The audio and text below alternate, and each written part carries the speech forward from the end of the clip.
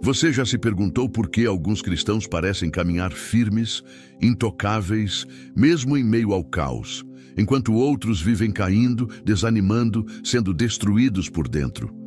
A verdade, meu irmão, é que Satanás não toca em todo mundo. Ele não tem autoridade para invadir a vida de qualquer um. Há cristãos que o inferno respeita, que os demônios não conseguem tocar, porque foram selados por algo que o mundo espiritual reconhece. Mas há também aqueles que se dizem de Deus, mas vivem abrindo brechas, flertando com as trevas e se tornando alvos fáceis. Neste exato momento, sua alma está em risco. Ou você se torna inatingível no espírito, ou será mais um jogado nas mãos do inimigo. Que tipo de cristão você é? Essa mensagem vai revelar a verdade e pode ser a diferença entre a queda e a salvação. Primeiro tipo, o cristão que é possuído pela palavra de Deus e não apenas leitor da Bíblia. Há uma diferença profunda e eternamente significativa entre alguém que lê a Bíblia e alguém que é possuído por ela. O inferno conhece essa diferença. Demônios não temem Bíblias abertas sobre mesas empoeiradas. Eles não recuam diante de versículos decorados por conveniência, mas tremem quando encontram alguém cuja vida inteira foi moldada, lavada, alinhada e transformada pela palavra viva de Deus. Porque onde a palavra governa, a mentira não tem domínio. Onde a verdade habita, as trevas não permanecem. Onde há a espada do Espírito, o inimigo não resiste. Jesus, o Filho de Deus, nos mostrou isso no momento mais intenso da tentação. Em Mateus 4, vemos Satanás tentando atacar o próprio Cristo no deserto, não com armas visíveis, mas com palavras, distorções, manipulações. E o que fez Jesus? Não argumentou, não filosofou. Ele declarou a palavra. Está escrito 3 vezes, claramente, com autoridade. E o resultado? O diabo fugiu, porque ele não suporta a verdade. Ele opera na confusão, ele semeia dúvida. Mas quando encontra um coração firmado na Escritura, ele bate em retirada. E aqui está a chave que poucos cristãos compreendem. A palavra de Deus não é um amuleto, é uma arma. É alimento, é escudo, é fogo, é vida. Há muitos que conhecem a letra, mas não conhecem o poder. Muitos sabem o texto, mas não vivem a essência. E é por isso que continuam sendo alvos fáceis. O diabo não teme crentes que carregam a Bíblia. Ele teme os que são carregados por ela. A diferença está em quem foi transformado por ela. Porque quando a palavra habita em alguém, ela altera o modo de pensar, falar, reagir, decidir, amar e enfrentar. Ser possuído pela palavra é muito mais do que ter uma rotina de leitura. É quando cada versículo lido se torna um tijolo em sua armadura espiritual. É quando os princípios de Deus passam a governar suas escolhas. É quando a obediência se torna prazer e o pecado, algo inconcebível. É quando a voz de Deus se torna mais alta do que qualquer tentação ou engano. É quando, diante da dor, você diz: está escrito, o Senhor é o meu pastor, e nada me faltará. Quando, diante da injustiça, você responde: está escrito, a vingança pertence ao Senhor. E quando o desespero bate, sua alma se levanta. Está escrito, ainda que eu ande pelo vale da sombra da morte, não temerei mal algum. Satanás não consegue permanecer onde há verdade estabelecida. Ele precisa de brechas, dúvidas, concessões. Ele se alimenta da ignorância e se aproveita da superficialidade. Por isso, o cristão que vive na palavra, que medita nela de dia e de noite, que a aplica em sua vida cotidiana, esse se torna inacessível. Não por misticismo, mas por estrutura espiritual real. É como uma muralha invisível, feita de promessas cumpridas, convicções inabaláveis e fé fundamentada. E o inferno reconhece isso. O salmista já dizia em Salmos 119:11, guardei a tua palavra no meu coração, para não pecar contra ti. Não basta guardar na mente, é no coração, é no íntimo, é no lugar das decisões, porque é no coração que o pecado começa, mas é ali também que ele pode ser derrotado. E palavra no coração é como fogo que consome as tentações antes que elas ganhem forma. É como espada que corta as mentiras antes que elas se instalem. É como luz que revela os caminhos do inimigo antes que ele se aproxime. E quando falamos de ser possuído pela palavra, falamos também de viver em constante transformação. Hebreus 4:12 afirma que a palavra de Deus é viva, eficaz, mais cortante que qualquer espada de 2 gumes, e penetra até a divisão da alma e do espírito. Ela revela intenções, confronta, corrige. Não é um livro comum, é um espelho eterno, um espelho que não apenas mostra quem somos, mas nos molda conforme Cristo. O crente que a recebe como verdade absoluta e a coloca em prática se torna um verdadeiro discípulo. Ele não segue seus sentimentos, ele segue o que está escrito. E isso, por si só, já é uma ofensa ao inferno. Porque o mundo espiritual se move por legalidade. Satanás busca acusações válidas, mas quando encontra um coração submisso à verdade, ele não tem argumentos. É por isso que Jesus disse: "Conhecereis a verdade e a verdade vos libertará." João 8:32. O cristão liberto pela verdade já não é escravo do medo, da culpa, da vergonha ou da carne. Ele é livre, ele é forte, ele é consciente e por isso intocável. Você quer saber por que tantos vivem tropeçando no mesmo erro, caindo nos mesmos pecados, sendo vencidos pelas mesmas armadilhas? Porque não estão cheios da palavra, estão cheios de vozes, opiniões, distrações, emoções, mas vazios da verdade. E onde não há verdade, a mentira se estabelece. Onde não há convicção, a tentação domina. Onde não há espada, o inimigo invade. Mas aquele que se alimenta da palavra todos os dias se torna sólido como rocha. E o vento pode soprar, a chuva pode cair, as águas podem bater, mas a casa não cai, porque está firmada sobre algo eterno. A palavra precisa voltar a ser prioridade. Ela não pode ser apenas parte do seu devocional. Ela precisa ser o seu chão, o seu teto, o seu norte.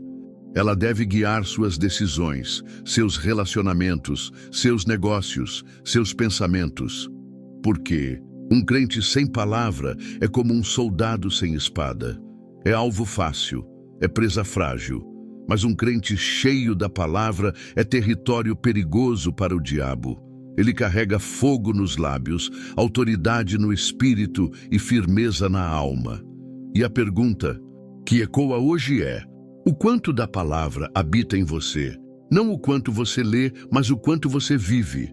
Porque o que te protege não é o que está sublinhado na sua Bíblia, é o que está gravado no seu caráter. Satanás não recua diante de palavras bonitas, mas ele treme diante de um coração que decidiu crer, obedecer e permanecer. É tempo de voltar à Escritura, não para conhecê-la intelectualmente, mas para ser transformado por ela. Porque quando a palavra passa a viver em nós, deixamos de ser apenas leitores e nos tornamos espelhos da glória de Deus. E então o inimigo reconhece: aqui eu não posso tocar. Segundo tipo, o cristão que vive em santidade secreta e não em aparência religiosa. A grande tragédia da nossa geração é confundir reputação com santidade. Enquanto a reputação é o que os homens veem, a santidade verdadeira é aquilo que Deus conhece no secreto. E é ali, longe dos holofotes, onde ninguém aplaude, onde ninguém observa, que se constrói a fortaleza que impede o avanço do inimigo. É nesse lugar escondido da alma, onde decisões são tomadas quando ninguém está olhando, que a verdadeira proteção espiritual é forjada. Porque o diabo não respeita imagem, posição ou discurso bonito. Ele reconhece integridade. Ele sente o cheiro da santidade. Ele enxerga quem vive de forma alinhada com o céu. Jó é o retrato vivo dessa realidade. Um homem comum que viveu entre nós, mas que possuía algo raro, um caráter irrepreensível diante de Deus. Em Jó 1:8, o próprio Senhor declara ao adversário: observaste o meu servo Jó? Porque ninguém há na terra semelhante a ele, homem íntegro e reto, temente a Deus e que se desvia do mal. E é logo em seguida que Satanás responde com uma frase reveladora: porventura tem Jó motivo para temer a Deus? Acaso não o cercaste com uma cerca ao redor dele, a sua casa e a tudo quanto tem? Aqui está o mistério revelado. Existe uma cerca espiritual que Deus levanta ao redor de quem vive em santidade secreta, e nem o diabo pode atravessá-la. Essa proteção não é fruto de palavras religiosas, mas de uma vida rendida. Jó não precisava exibir espiritualidade para os outros, porque o céu já havia dado testemunho sobre ele. E é esse tipo de crente que o inferno não consegue derrubar. Porque enquanto muitos estão preocupados com aparência, com status, com reconhecimento, com prestígio, os que vivem em santidade no íntimo estão sendo blindados pelo próprio Deus. Eles não precisam provar nada, eles apenas vivem com integridade, com temor, com coerência entre o que dizem e o que fazem. E aqui mora o grande perigo da religiosidade. Ela forma atores e não guerreiros. Forma gente que sabe impressionar no público, mas que cai no privado. Gente que sabe orar alto na congregação, mas vive negociando com o pecado no segredo. Gente que canta bem, prega bonito, mas quando ninguém está olhando, se entrega àquilo que desagrada ao Espírito Santo. E o resultado é devastador. Não há muralha, não há cerca, não há autoridade, e o inimigo entra. Santidade não é uma máscara, é uma escolha diária. E essa escolha é feita no escuro, no silêncio, quando ninguém está aplaudindo. É quando o celular está na mão e o Espírito Santo diz não. É quando o desejo de responder com raiva aparece, mas você escolhe o fruto do Espírito. É quando ninguém veria, ninguém saberia, mas você decide obedecer mesmo assim. Isso é santidade secreta. É vida no altar. E é esse tipo de vida que provoca o reconhecimento do céu e o temor do inferno. Há uma geração hoje que sabe construir imagem, mas não sabe manter comunhão. Sabe fazer marketing, mas não sabe calar-se em reverência diante de Deus. Sabe se posicionar nas redes sociais, mas não sabe se dobrar diante do trono. E é por isso que vivem vulneráveis. Não há cerca, não há autoridade. Porque santidade não se publica, se vive. E se não houver verdade no secreto, o brilho no público não vale nada. O inimigo não respeita quem impressiona multidões, ele teme quem agrada a Deus. A santidade de Jó não nasceu de rituais vazios. Ela era fruto de uma decisão de vida. Ele temia a Deus e se desviava do mal. Não apenas resistia ao pecado, ele o evitava. Ele não negociava, ele não flertava com a tentação, ele fugia. Isso é o que falta em muitos, o desvio. Porque hoje há quem ore, mas não fuja do mal. Há quem jejue, mas mantenha alianças com aquilo que corrompe. E não há poder onde há contradição. Quando vivemos com o coração puro diante de Deus, mesmo que tudo desmorone ao nosso redor, há uma segurança espiritual que nos sustenta. Jó perdeu tudo, bens, filhos, saúde, mas não perdeu sua posição diante de Deus. E isso foi suficiente. Mesmo no pó e na cinza, ele manteve sua integridade, porque ela não dependia de circunstâncias. Era uma escolha de alma, era aliança com o céu. E Satanás, mesmo com toda a sua fúria, não conseguiu corromper o que havia dentro dele. O desafio, hoje é claro, você vive santidade de verdade ou uma performance espiritual? O que você faz quando ninguém vê? Quais decisões você toma quando está sozinho? A vida secreta de um homem é o que define sua verdadeira força espiritual. porque é ali que Deus sonda, é ali que o inimigo tenta entrar, é ali que se forma a cerca ou a brecha. E se o que há em você no oculto for verdadeiramente consagrado, o céu te guardará. A santidade não é opcional, ela é um chamado. Hebreus 12:14 declara: segui a paz com todos e a santificação, sem a qual ninguém verá o Senhor. Isso não é uma sugestão, é um alerta. Quem não anda em santidade está espiritualmente cego, não vê a glória, não percebe os ataques, não discerne os perigos e por isso cai. Por isso vive de aparência, de instabilidade, de ciclos de queda. Mas aquele que decide viver separado para Deus, mesmo no meio da corrupção, encontra força para resistir. Não se trata de perfeição, trata-se de decisão. Deus não busca santos por mérito, Ele busca corações quebrantados, dispostos a serem transformados. E quando essa decisão é tomada, algo acontece no mundo espiritual. Deus levanta muros, o céu se alinha, o inimigo perde acesso. Porque santidade é o ambiente onde Deus habita. E onde Deus está, o mal não permanece. Se você deseja ser intocável, não busque visibilidade, busque pureza. Não deseje aplausos, deseje aprovação divina. Não corra atrás de títulos, corra para o altar.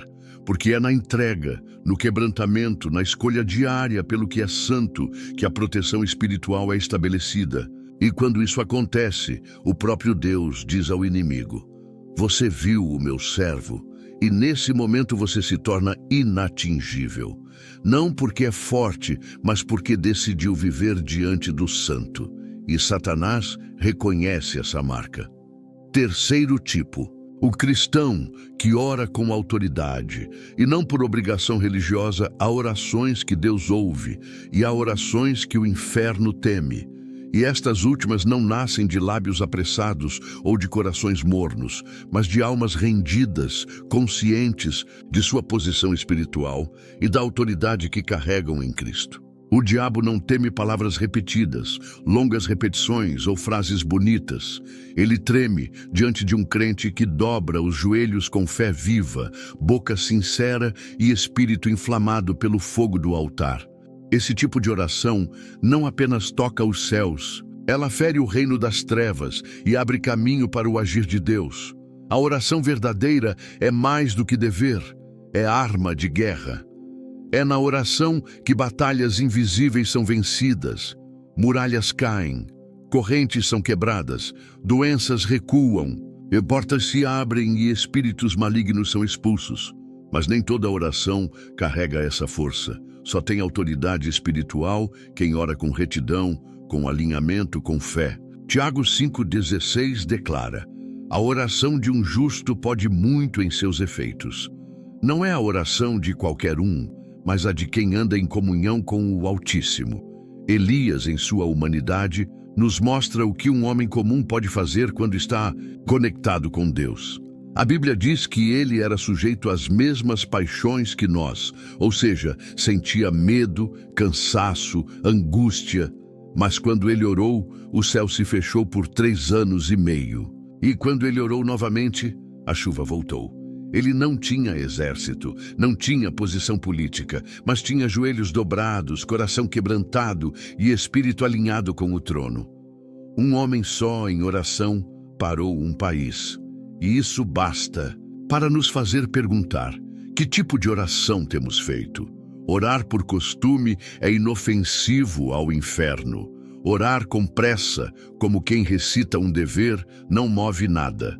Mas quando a oração vem de um espírito que conhece a autoridade de Cristo, que ora com base na palavra, com fé firme e vida consagrada, o reino das trevas treme. Há cristãos que, quando começam a orar, os céus se abrem, os anjos se posicionam e os demônios recuam. Porque não se trata de quem eles são por fora, mas de quem eles são no espírito. E isso nos alerta para um erro sutil: o hábito religioso de orar sem espírito. Muitos fazem da oração uma formalidade, uma obrigação. Oram porque têm que orar, mas não sabem por que oram. E mais grave, não creem no que estão dizendo. Palavras soltas, frases vazias, pedidos sem fé, tudo isso soa como um eco no deserto espiritual.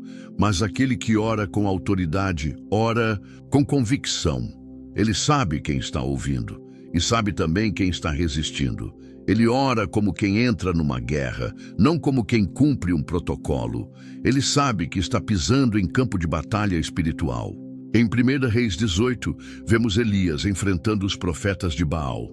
Enquanto eles gritavam, se cortavam e invocavam seus deuses falsos, Elias, em um único clamor, com confiança e reverência, chamou o fogo do céu, e o fogo veio. O que diferenciava Elias não era seu talento, mas sua intimidade com Deus. Ele não gritava para ser ouvido. Ele clamava com autoridade, porque já vivia em obediência. Isso nos ensina que a autoridade na oração não é uma fórmula, é um reflexo da vida com Deus. Muitos querem orar com poder, mas vivem em rebeldia. Querem mover os céus, mas não obedecem à voz do Espírito. E a verdade é que o céu só responde ao coração quebrantado.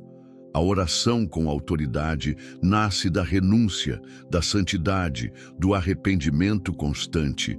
Não há autoridade verdadeira sem submissão, porque o diabo conhece as vozes que falam com base na carne e reconhece aquelas que falam como filhos legítimos do reino. E ele só obedece quando ouve quem está debaixo da autoridade de Cristo. Esse é o tipo de oração que ergue muralhas em volta da casa, que protege os filhos, que desfaz armadilhas, que bloqueia ataques. É como fogo no ambiente espiritual. E por isso, o cristão que ora com autoridade não é qualquer um. Ele é um terror para o inferno, onde ele pisa a mudança, onde ele clama a libertação, onde ele intercede, algo acontece, porque ele não depende da emoção. Ele ora com base na palavra, e a palavra é a espada que corta as trevas. A oração precisa voltar a ser prioridade, não como um peso, mas como uma arma, como fôlego, como sobrevivência. O crente que não ora é como um soldado que entra em guerra sem munição, vive caindo, vive confuso, vive fraco, porque não fala com o general. Mas aquele que faz da oração seu lugar secreto se torna inabalável. Ele não é dominado pelos ventos da dúvida. Ele não é abalado pelas ameaças do inimigo, porque ele já falou com Deus. E quando alguém fala com Deus, de verdade, ele volta diferente. O inimigo quer te distrair. Ele quer que você ore com pressa, que você troque oração por entretenimento. Que você dependa da oração dos outros, mas não desenvolva sua própria vida de clamor, porque ele sabe, um cristão que ora com autoridade é incontrolável para as trevas. Ele sabe que quando você fechar a porta do quarto e se ajoelhar, com fé, muralhas vão cair, correntes vão romper e a voz de Deus vai se manifestar. A pergunta que ecoa é: você ora com autoridade ou apenas por costume? Suas orações têm provocado movimento espiritual? Ou são apenas ruído no céu? Porque oração sem fé é barulho, mas oração com fé é impacto. E oração com fé plus obediência, autoridade. E a autoridade verdadeira não se explica, ela se manifesta, ela muda atmosferas, ela quebra cadeias, ela silencia o inimigo. E talvez seja por isso que Satanás faz de tudo para te manter longe da oração. Porque ele sabe que no dia em que você entender o poder que há em falar com Deus de verdade, a sua vida nunca mais será a mesma. Ele sabe que um joelho dobrado com sinceridade derrota mais do que 1000 palavras ditas em público. E é por isso que o Espírito Santo te chama. Volte a orar. Não com medo, mas com fé, não com culpa, mas com ousadia, não com religiosidade, mas com autoridade, porque o céu está ouvindo e o inferno está prestando atenção. Quarto tipo, o cristão que rompe com as trevas e não mantém alianças ocultas. Não há meio termo entre a luz e as trevas. Ou você está de um lado ou está do outro. Não existe neutralidade no mundo espiritual. Satanás não respeita um crente que ainda guarda áreas ocultas em sua vida. Pequenas concessões, pecados tolerados, alianças secretas que ninguém vê, mas que ele conhece. O cristão que deseja ser intocável precisa entender esta verdade. Com urgência, qualquer acordo com as trevas, por menor que pareça, é uma porta aberta para o inimigo agir. O diabo não precisa de um castelo inteiro, ele entra por uma rachadura. O Evangelho não é uma proposta de convivência com o pecado, é um chamado para a ruptura total. Jesus não morreu na cruz para que vivêssemos com uma aparência de santidade, enquanto mantemos alianças escondidas com aquilo que o ofende. O sangue de Cristo purifica, mas também exige separação. Um cristão que se torna perigoso para o inferno é aquele que decide, de forma radical, cortar qualquer ligação com aquilo que desagrada a Deus. Ananias e Safira são um retrato trágico do perigo de manter pecados escondidos dentro da comunidade de fé. Em Atos 5, eles decidiram vender uma propriedade e, de comum acordo, reter parte do valor enquanto fingiam doar tudo.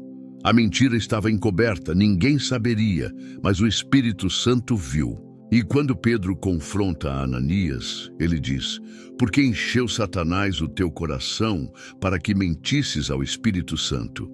A consequência foi imediata: morte, julgamento, exposição.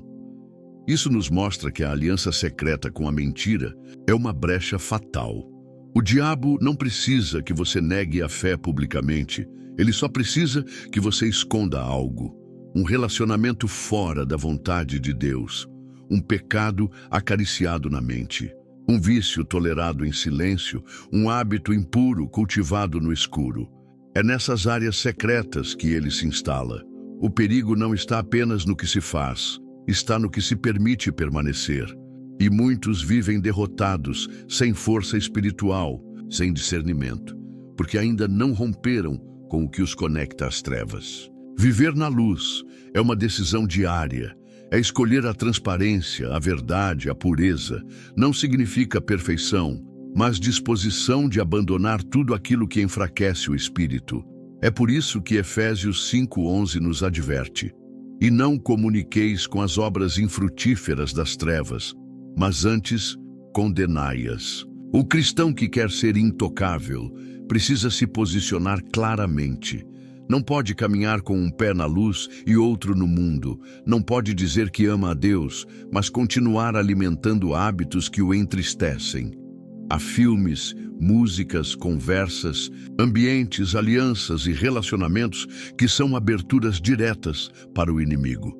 E o Espírito Santo está constantemente nos alertando: sai do meio deles. Mas muitos resistem. Preferem agradar pessoas do que obedecer a Deus. E essa hesitação espiritual é como um convite para o inimigo entrar.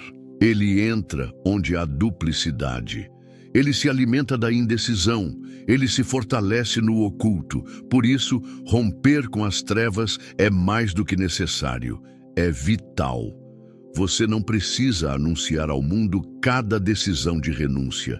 Mas diante de Deus você precisa ser radical, porque aquilo que você tolera secretamente será o que vai te destruir publicamente. Muitos começam fortes na fé, cheios de fogo e entusiasmo, mas aos poucos voltam a se conectar com antigos hábitos, velhas amizades, práticas que enfraquecem sua alma. E quando percebem, já perderam o fervor, a clareza, a autoridade. Estão dentro da igreja, mas frios. Estão com a Bíblia na mão, mas distantes da verdade. Estão com o nome de cristão, mas sem a vida de Cristo. Romper com as trevas é cortar o acesso. É fechar a porta com firmeza. É dizer não, mesmo quando o coração quer dizer sim. É apagar o número, é sair do grupo, é jogar fora aquilo que contamina. É excluir o conteúdo. é deixar o ambiente, é escolher a vida mesmo que custe tudo, porque não há vitória sem renúncia, não há proteção sem separação, não há autoridade sem santificação. Deus nunca chamou ninguém para ser quase santo. O chamado é para ser luz no meio das trevas, e a luz não negocia com a escuridão. A luz expulsa, revela, denuncia. O cristão que o diabo não toca é aquele que não tem nada em comum com ele. Jesus disse: "Aí vem o príncipe deste mundo e ele nada tem em mim." João 14:30. Nada, nenhuma brecha, nenhuma sombra, nenhuma área em que Satanás pudesse se agarrar. E essa deve ser a nossa meta. Viver de forma que o inimigo não encontre lugar em nós. É hora de fazer uma limpeza espiritual, não apenas externa, mas profunda. Examinar o coração, confrontar a consciência, trazer à luz tudo o que ainda está escondido.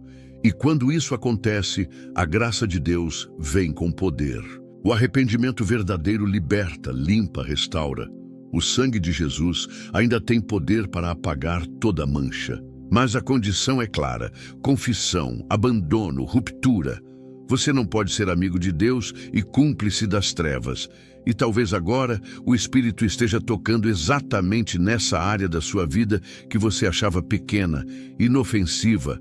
Talvez seja aquele hábito secreto, aquele pensamento que você alimenta, aquela pessoa com quem você sabe que precisa romper, e a voz de Deus está dizendo: rompa agora, porque o amanhã pode ser tarde.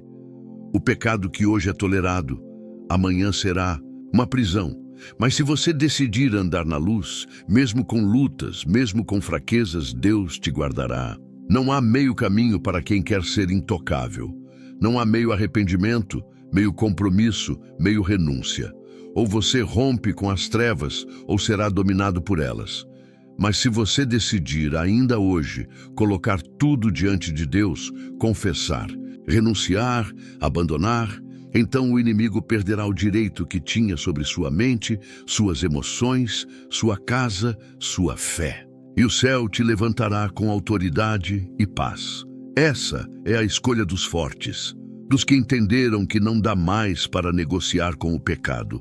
Não dá mais para manter portas entreabertas. É tudo ou nada. É luz ou trevas. É vida ou destruição. E os que rompem com as trevas, mesmo que percam muitas coisas no processo, ganham algo que o mundo não pode oferecer: proteção divina, autoridade espiritual e um coração livre da culpa e da opressão.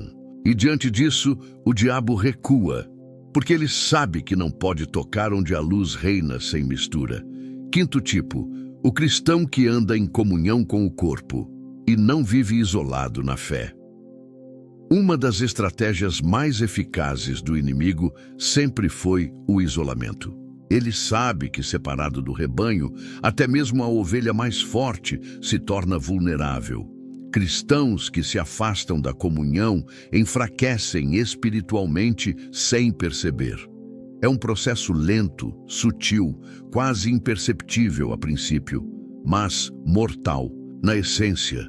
Primeiro, se afastam do convívio com irmãos, depois evitam exortações, rejeitam correções e, por fim, tornam-se presas fáceis para o engano, a tentação e a opressão. A Bíblia nunca chamou ninguém para viver a fé sozinho. O plano de Deus sempre foi um povo, um corpo, uma família. Cristãos isolados são alvos preferidos de Satanás. Ele os cerca com mentiras, alimenta ressentimentos, semeia desconfiança e os faz pensar que são autossuficientes. Mas o cristão que caminha em comunhão, que se submete, que compartilha, que se deixa edificar, esse é protegido por uma unção que flui do corpo. Não estamos falando de uma simples participação em curso. Estamos falando de uma vida comprometida com os irmãos, enraizada na vida da igreja, conectada com a verdade, com amor e com responsabilidade mútua. Jesus advertiu Pedro de forma direta e reveladora em Lucas 22, 31, 32. Simão, Simão, Eis que Satanás vos pediu para vos peneirar como trigo, mas eu roguei por ti, para que a tua fé não desfaleça. O inimigo queria separar, peneirar, balançar a fé de Pedro, mas havia alguém intercedendo, e essa é a beleza da comunhão. Quando você está fraco, há alguém de joelhos por você. Quando você vacila, há alguém te levantando. Isso é proteção espiritual, é rede de sustento, é blindagem coletiva. Quem caminha só, escolhe viver sem cobertura. Quem rejeita o corpo, rejeita a força que Deus derramou sobre a igreja. Não é possível ser um cristão intocável, vivendo em independência espiritual. O orgulho de caminhar sozinho, de não prestar contas, de não se submeter, é um dos maiores perigos da vida cristã. Deus colocou o crente dentro de um corpo com propósito, porque há cura na comunhão, há sabedoria na correção e há refúgio no amor mútuo. O diabo trabalha para destruir relacionamentos dentro da igreja. Ele semeia fofocas, comparações, ciúmes, ofensas não resolvidas, julgamentos, porque ele sabe que, divididos, perdemos força. Um exército desunido perde a guerra antes mesmo de lutar. Por isso, proteger a comunhão é proteger a si mesmo. O cristão que ama os irmãos, que perdoa, que serve, que se deixa pastorear, está guardado. Ele está debaixo de um princípio espiritual de proteção coletiva. É na comunhão que somos confrontados e moldados. O ferro afia o ferro. E embora isso doa às vezes, é necessário, porque ninguém vê o próprio ponto cego. Precisamos de irmãos que nos digam a verdade, que nos alertem quando estamos desviando, que nos puxem de volta para a luz quando começamos a escurecer por dentro. A exortação, quando feita em amor, é vida. E só quem valoriza isso se mantém em pé. Há também uma unção que só é liberada quando estamos juntos. Salmos 133 declara que quão bom e quão suave é que os irmãos vivam em união. Ali o Senhor ordena a bênção e a vida para sempre. Deus ordena a bênção onde há unidade, onde há comunhão sincera. Isso significa que há níveis de graça, de força espiritual e de manifestação divina que só experimentamos quando estamos em comunhão verdadeira com o corpo de Cristo. Muitos pensam que, por conhecerem a Bíblia, por orarem sozinhos ou por terem experiências espirituais isoladas, podem desprezar a vida em comunidade, mas isso é um engano sutil e destrutivo. Porque a plenitude do crescimento espiritual só acontece dentro do corpo. Somos membros uns dos outros. E o membro que se desliga do corpo apodrece, perde o fluxo de vida e, por mais que tente sobreviver, definhará. A proteção espiritual está em permanecer conectado, mesmo nas dificuldades. O inimigo tenta convencer que é melhor se afastar do que perdoar, que é mais seguro ficar sozinho do que se relacionar com pessoas imperfeitas, que é mais fácil andar com Deus sem se envolver com a igreja. Mas isso é uma armadilha. O plano de Deus é a igreja. E mesmo com todas as falhas humanas, é no meio do povo que Deus se manifesta, corrige, consola e fortalece. Não há lugar mais perigoso do que estar longe do rebanho. E não há lugar mais seguro do que caminhar junto, ainda que entre feridos e imperfeitos. O cristão que Satanás não toca é aquele que ama o corpo, que honra seus irmãos, que não alimenta divisão, que busca unidade, que serve com humildade, que se deixa ajudar. Ele está coberto, porque o Espírito Santo age poderosamente na coletividade. Ele derrama dons diferentes, mas que se completam. Ele dá discernimento a uns, sabedoria a outros, fé a muitos, para que juntos sejamos guardados e edificados. A comunhão nos equilibra, nos protege e nos prepara.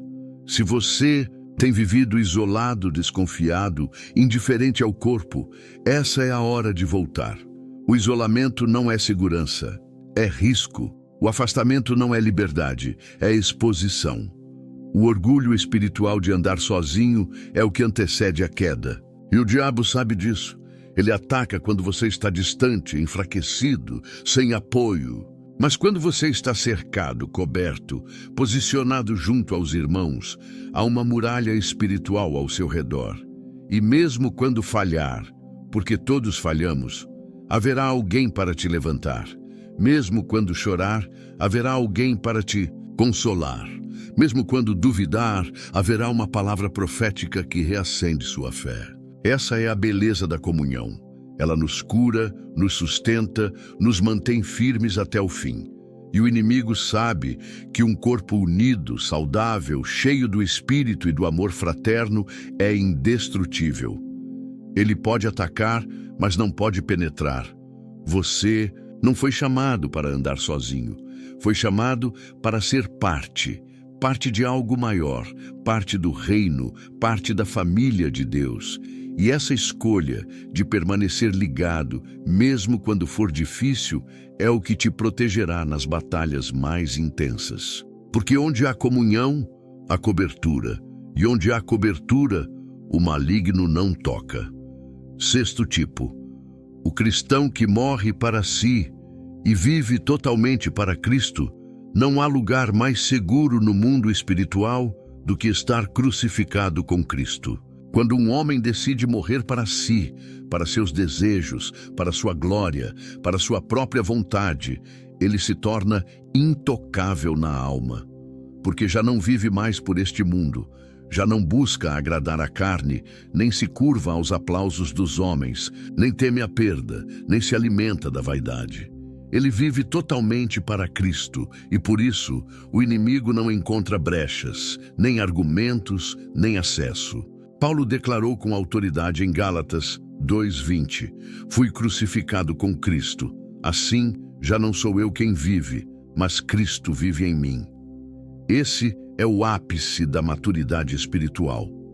Um homem crucificado não responde aos insultos, não defende o ego, não negocia seus valores, porque ele está morto e sua vida agora é escondida com Cristo em Deus. E Satanás não toca onde Cristo reina com exclusividade. O problema é que muitos querem a proteção de Deus sem a rendição total. Querem ser blindados do inferno, mas ainda alimentam o orgulho, o controle, o desejo de domínio, o apego a si mesmos. Mas o diabo sabe, enquanto houver carne viva, ele tem onde ferir. Enquanto houver vaidade, ele tem como manipular. Enquanto houver ambição pessoal, ele tem como negociar. Por isso, o verdadeiro cristão que o inimigo não consegue tocar é aquele que decidiu morrer. Pedro morreu para si no momento em que, após negar o Mestre, se arrependeu com lágrimas e nunca mais voltou atrás. Ele não viveu para agradar a si mesmo. Enfrentou prisões, zombarias e finalmente a cruz, mas com a certeza de que já estava crucificado por dentro. Estevão foi apedrejado, mas sua alma estava tão firmada em Cristo que, enquanto caíam pedras sobre sua cabeça, ele via os céus abertos, homens mortos para si, vivos para Deus. O crente que morre para si não é controlado pelas circunstâncias. Ele pode perder tudo e ainda assim manter a fé. Pode ser perseguido, injustiçado, ignorado e mesmo assim continuar firme, porque sua fonte não está neste mundo. Seu valor não vem das pessoas. Sua estabilidade não depende das estações. Ele não é movido por emoções. É sustentado pela eternidade. E isso o torna inatingível no espírito. Satanás não consegue controlar quem já renunciou ao controle. Ele manipula os que vivem para si, os que se ofendem facilmente, os que ainda lutam por reconhecimento, os que servem a Deus esperando retorno. Mas quem vive somente para a glória de Cristo é livre.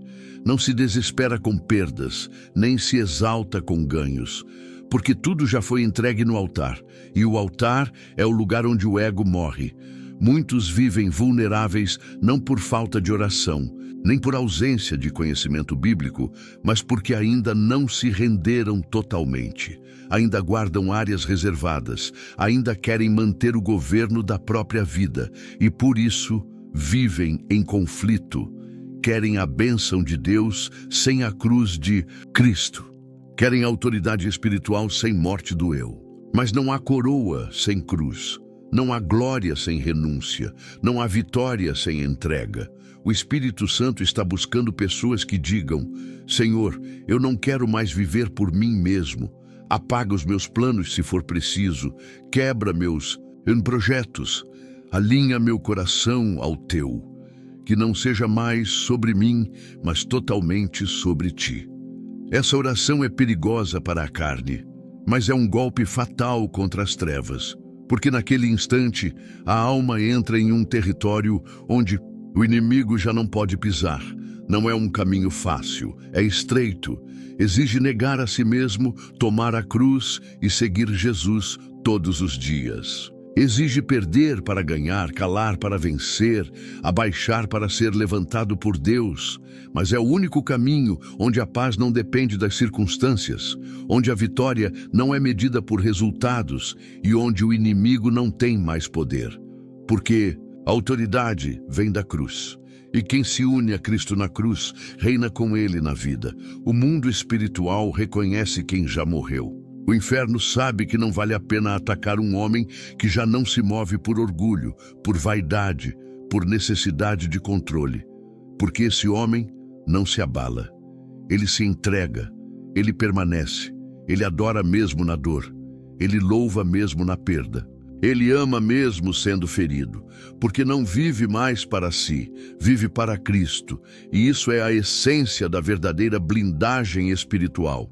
Hoje, o Espírito te chama para esse lugar, lugar onde você deixa de tentar ser o centro, onde você para de resistir ao quebrantamento, onde você larga as armas do ego e se entrega por inteiro. Porque só quando morremos para nós mesmos é que podemos viver plenamente para Deus, e só então nos tornamos inatingíveis na alma. E a pergunta que precisa ser feita com seriedade é esta: você está entre os que o diabo não pode tocar? Ou sua vida ainda é cheia de distrações, disputas internas, vaidade e autopreservação? Você já morreu para o mundo? Ou ainda luta por um lugar nele? Porque o reino de Deus não é lugar para os que vivem para si. É lugar para os que foram crucificados com Cristo. Paulo enfrentou açoites, prisões, fome, frio, abandono, calúnias, naufrágios, mas nunca se desviou, porque já havia morrido. Sua vida não lhe pertencia mais. Sua alma não era mais dele. E é isso que nos dá força para resistir em tempos difíceis. Não é motivação, é morte do eu. É viver o que Jesus viveu. Pai, seja feita a tua vontade e não a minha. Chega um momento em que você precisa parar de tentar controlar tudo e simplesmente entregar. Abrir mão, renunciar, dizer: eu morri, agora Cristo vive em mim. E quando essa entrega acontece, você se torna inabalável. Porque o inimigo pode tocar em muitas coisas, mas ele nunca pode tocar em uma alma que já pertence totalmente a Cristo. Se você deseja viver uma fé verdadeira, blindada, cheia de autoridade, então morra para este mundo. Morra para as expectativas humanas. Morra para os aplausos. Morra para os medos. Morra para si mesmo e viva para Jesus. Não parcialmente, não em partes, mas por inteiro. Porque essa é a única vida que vale a pena ser vivida, e é a única que o inferno não pode tocar. Chega um momento, meu irmão, em que a palavra não pode mais ser apenas ouvida, ela precisa ser vivida. Tudo o que o Espírito Santo nos revelou até aqui não foi apenas para informar, mas para transformar.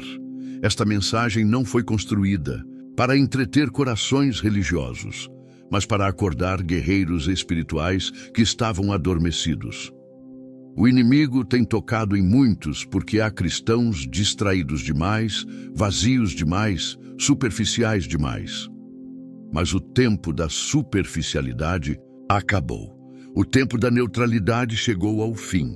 Ou você se posiciona como alguém que o inferno não pode tocar, ou será mais uma vítima nas mãos do adversário. Você foi chamado para ser luz, para ser sal, para ser soldado de um exército celestial que não se curva diante da pressão do mundo. O apóstolo Paulo nos ensinou que nenhum soldado em serviço se embaraça com os negócios desta vida, Joitim 2:4.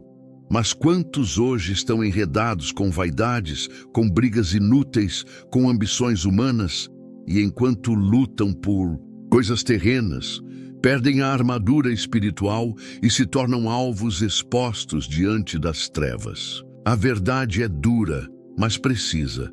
O diabo não respeita discurso, não se intimida com aparência de piedade. Ele respeita a vida crucificada, joelhos dobrados, alma rendida. Fomos alertados sobre o campo de batalha invisível. O mundo espiritual é mais real do que tudo o que podemos ver, tocar ou sentir. Nele se travam guerras todos os dias. E se você vive como quem não sabe disso, você já está perdendo. Mas Deus, em sua misericórdia, está te chamando agora. Está dizendo, reaja, vista a armadura, feche as brechas, torne-se inatingível. E isso começa com a palavra.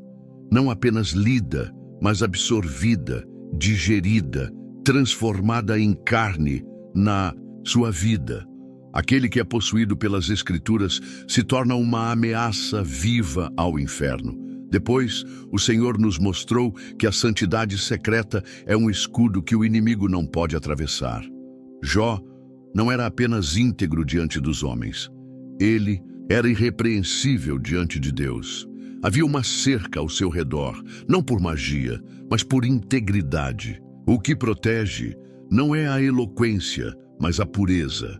Não é o quanto falamos sobre Deus, mas o quanto vivemos para Ele quando ninguém está olhando. Santidade no secreto é o esconderijo do Altíssimo. É ali que a alma se torna inviolável. Fomos confrontados também sobre a oração. Não a oração automática, religiosa, mas aquela que carrega autoridade. Elias não era especial por ser diferente de nós. Ele era sujeito às mesmas paixões. Mas quando orava, os céus obedeciam, porque ele orava com o coração limpo, com fé viva, com propósito eterno. E você? Suas orações mudam ambientes ou apenas ocupam tempo? Você clama como quem sabe quem está ouvindo, ou fala como quem não acredita que algo vai acontecer? Porque o cristão que ora com autoridade não precisa de palco. Ele move o céu no silêncio do seu quarto. E então, a palavra nos levou a uma das verdades mais sérias. O cristão que rompe com as trevas é aquele que vive em liberdade real. Não há como viver protegido enquanto se alimenta do que contamina. Não se pode querer a unção de Deus e manter aliança com o pecado. Ananias e Safira tentaram viver com um pé na luz e outro nas sombras, e morreram. Não brinque com as coisas santas. Renuncie o que te prende. Corte laços que te empurram para o abismo. O pecado tolerado hoje será a opressão de amanhã. E a proteção não é apenas pessoal, ela também é coletiva. O crente que caminha isolado está vulnerável, mas o que permanece em comunhão, em submissão, em perdão, está coberto por uma unção que flui do corpo de Cristo. Pedro quase foi peneirado por Satanás, mas havia alguém intercedendo por ele. E hoje, talvez você só esteja de pé porque alguém orou por você. Valorize isso, honre a igreja, abrace os irmãos. Não se permita cair na armadilha do isolamento, porque na comunhão há vida, a cura, a proteção. E então, como ápice, o Senhor nos levou à cruz, ao ponto onde tudo se resume: morrer para si mesmo e viver totalmente para Cristo. Não há cristão mais blindado do que aquele que já morreu para este mundo. Ele não se ofende, não negocia a verdade, não teme o futuro, porque tudo já está entregue. E onde há entrega, há paz. onde há rendição à autoridade. O inferno recua diante de um coração crucificado, porque ali não há mais ego, não há vaidade, não há orgulho, só Cristo.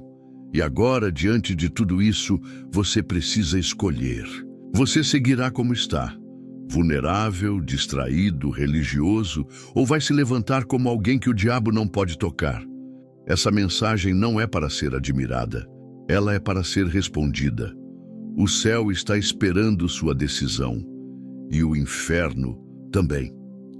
Talvez você precise correr para o altar agora, em espírito e em verdade, e dizer: Senhor, me liberta de mim mesmo, me esvazia, me crucifica contigo, me dá uma nova mente, me dá uma nova vida. Eu não quero mais ser um cristão comum. Eu quero ser um que vive tão alinhado contigo que o inferno me reconheça, mas não me toque. Porque no fim das contas, não é sobre ter uma fé bonita, é sobre ter uma fé real. Uma fé que o inimigo reconhece. Uma fé que resiste ao mal. Uma fé que não se vende. Uma fé que persevera até o fim. E esse tipo de fé está disponível agora. Não para os perfeitos, mas para os decididos, para os que cansaram de viver meio termo, para os que querem ser cheios, protegidos e usados por Deus, não amanhã, mas hoje. E sobre esses, a palavra diz: o maligno não lhes toca. João 5,18, que essa promessa seja sobre a sua vida, sua casa, sua mente, sua alma, em nome de Jesus. Amém.